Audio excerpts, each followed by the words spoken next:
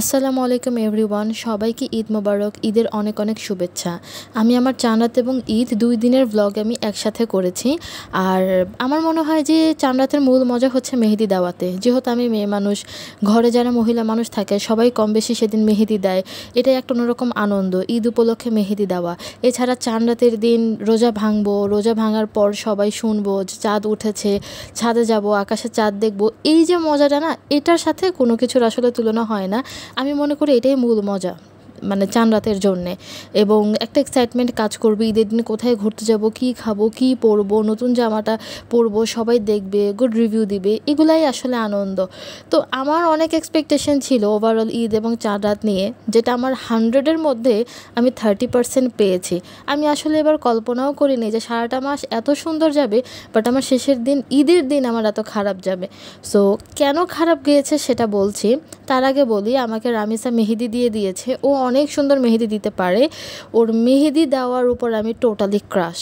মেহেদি দেওয়ার পর আমি ছাদে এসেছিলাম একদম লাস্ট যে রামাদান ডে, সেটাকে একটু ফিল করার জন্যে। এবং তারপর আমরা সবাই একসাথে ইফতারও করেছি। এটা যে আমি ভিডিওটা আপনাদের সাথে ইফতারের শেয়ার করছি, সেটা হচ্ছে আমার লাস্ট রামাদান ডেই ইফতার। সো আমার জন্য খুব মেমোরেবল ছিল, কারণ আমি আসলে ডিকে টাওয়ারে মূলত থাকি না। তো এর আগে কখনো ইফতারও করিনি সবার সাথে বা কারোর সাথে।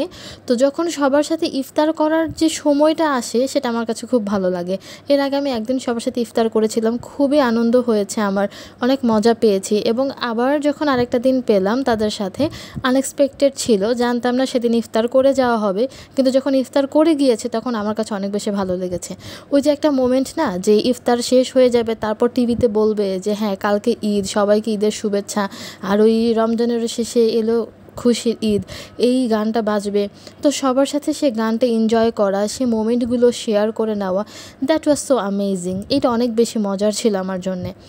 আর চাঁদ রাতের দিনটা মোটামুটি আমি খুবই ভালো কাটিয়েছি। ইচ্ছে ছিল আমি একটু বাহিরে যাব ঘুরতে, বাট আনফর্চুনেট কিছু কারণে সেটা হয়নি। জুনায়েদ অনেক বেশি বিজি হয়ে পড়েছিল, ওকে ছাড়া আমি সহজে বের হই না কোথাও।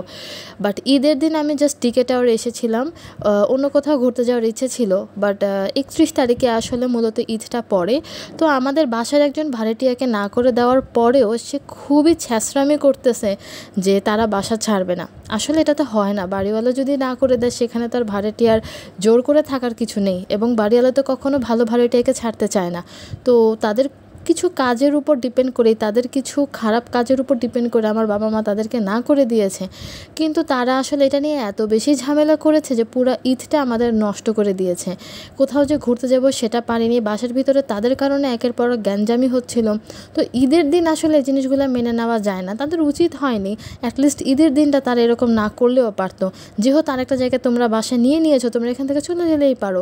বাট তারা এখান থেকে যাবে না, এলাকার মানুষকে নিয়ে খুব হেনস্থা করছে।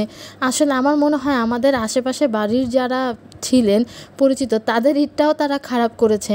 কারণ তারা ক্ষণে ক্ষণে মানুষকে ডেকে আনতেছে, ক্ষণে ক্ষণে তারা মানুষকে নিয়ে ঝামেলা করছে, নিজেদেরকে নিয়ে ঝামেলা করছে। তো এটা আসলে ঠিক না। এখন যদি মানে ভদ্রভাবে বলার পরও কেউ না বুঝে, তখন তো ওরকম একটা ব্যবস্থা নিতেই হয়। তো সব মিলে আসলে এগুলাতেই আমার ঈদটা চলে গিয়েছে। তো আশা করি আপনাদের কাছে আমি যতটুকু ভিডিও শেয়ার করেছি ততটুকু ভালো লেগেছে।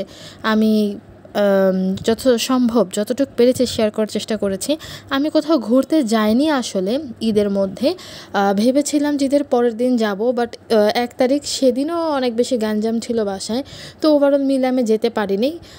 আর হচ্ছে আমার ছোট এক কাজিনের বিয়ে, তো সেই ভিডিও আশা করি আমি আপনাদের সাথে শেয়ার করব 3 তারিখ থেকে। তো সে পর্যন্ত ভালো থাকবেন, সবাইকে আল্লাহ হাফেজ, অনেক অনেক বেশি ঈদের শুভেচ্ছা আবারও।